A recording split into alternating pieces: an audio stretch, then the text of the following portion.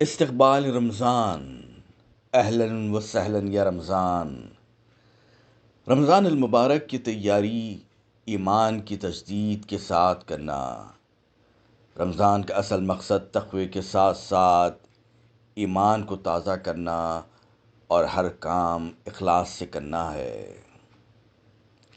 رمضان المبارک میں کرنے کے کام مثلاً صبح کی اذان سے پہلے استغفار کی کثرت کرنا، اذان کا جواب دینا اور صدق دل سے دعا کرنا، نماز فجر ادا کرنا، صبح کی دعاؤں اور اذکار کا اہتمام کرنا بطور خاص، سورج نکلنے تک تلاوت قرآن کرنا، اشراق کے نوافل پڑھنا، اس کے بعد آرام کر سکتے ہیں۔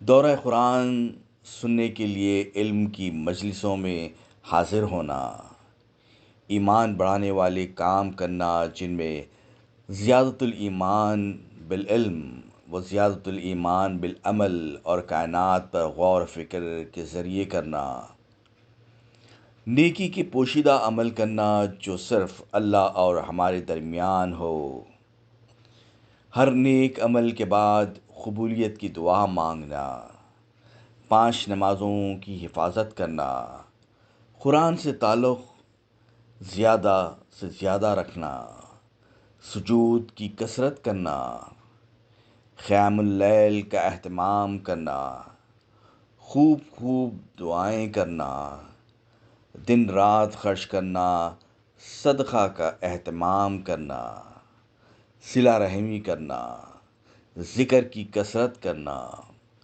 زبان کی حفاظت کرنا۔ رمضان میں ہر عمل قوت کے ساتھ کرنا، لغو اور لا یعنی باتوں سے اجتناب کرنا، دوسروں کو کھانا کھلانا۔ رمضان کا استقبال گھروں کی صفائی کے ساتھ ساتھ دلوں کی صفائی سے کرنا۔